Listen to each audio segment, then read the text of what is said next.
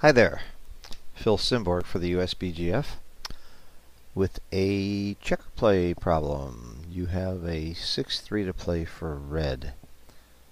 What play would you make?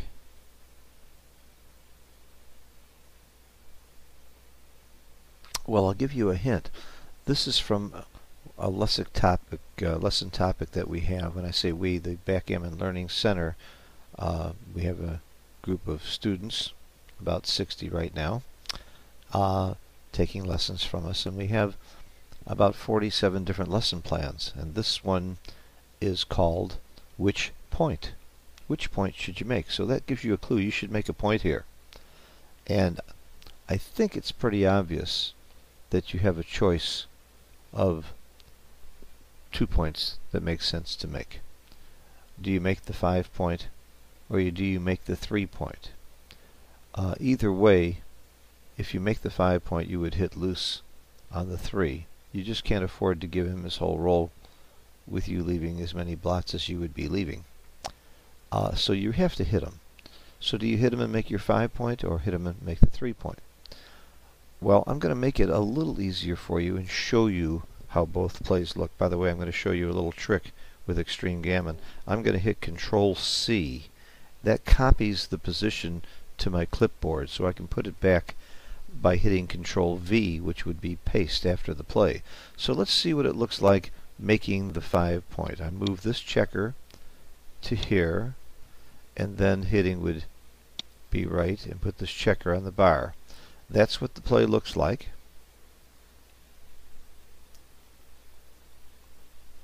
Okay, now instead of moving him back, I'm just going to hit Control V, and here's the position right back again. By the way, I could open another version of Extreme Gammon and put the position there as well. So that's a pretty handy tool. Now let's look at the play of making the 3 point.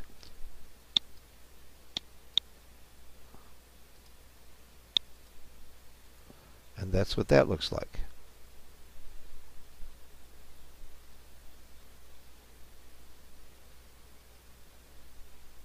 Okay, let's go back to the original.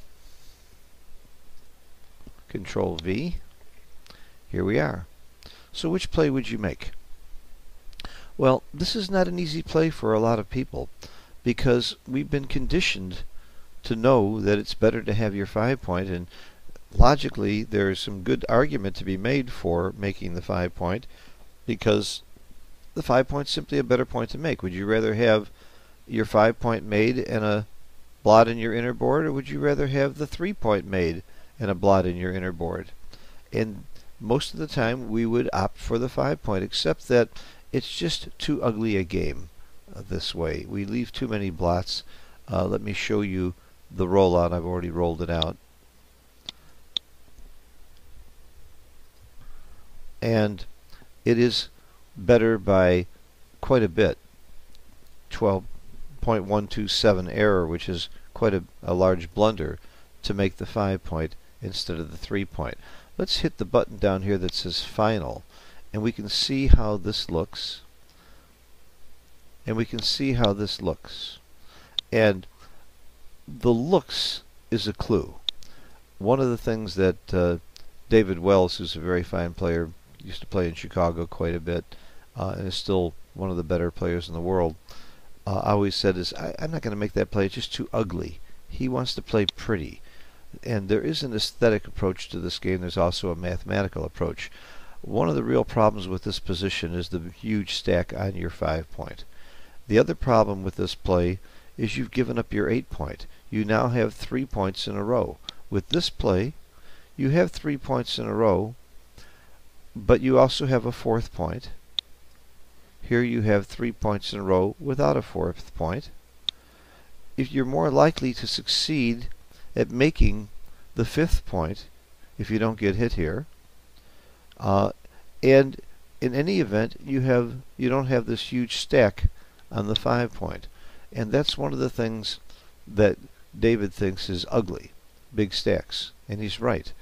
The more checkers you have on 1 point, the less flexibility you have on your next roll and on future rolls to use your checkers efficiently. The less numbers that play, the less checkers you have that can hit and make points. So this is aesthetically better, but the mathematical approach, people who approach this game purely with math will know that you have more covers, more chance of making the prime, and a better game overall with this play. Harder for blue to get out if he comes in and doesn't hit, and also fewer checkers in the outfield for him to pick up. Less chance to hit 2 checkers immediately is another factor with this play. If he has 2 immediately, you're going to see the cube in your face very, very quickly. And that's something to always be thinking about too, is the access to the cube is there for both players, and you're much less likely to get doubled out or even doubled at all in this position. The only thing that hits twice is double 5. That hits this checker and this checker. Of course, there are some rolls that hit here and here as well. So which point to make is a really good exercise, and one of the ways, again, that you can look at this is, without doing a whole lot of math, is just use, is it pretty, is it ugly? Which play is prettier? And generally speaking, the pretty play is better. Now, what constitutes pretty? I mean, when you look at a painting, one of us might think that's junk, and the other one might think, hey, that's Jackson Pollock, that's beautiful. I like all those splatterings on the canvas. Well, the definition of pretty gets better and better as you get become better and better. You start recognizing patterns that are pretty by studying it. Even if you didn't know that this play is prettier than this play, now that you know that this play is 12.127 error and that much worse than this play, you will just remember that this is not as pretty as that. And again, I teach a lot of the math and a lot of the more detailed approach also. Depends on what level student I'm talking to. But even with the very best players in the world, like David Wells, how pretty it is a real good clue to what's the right play. Thanks for watching. Bye-bye.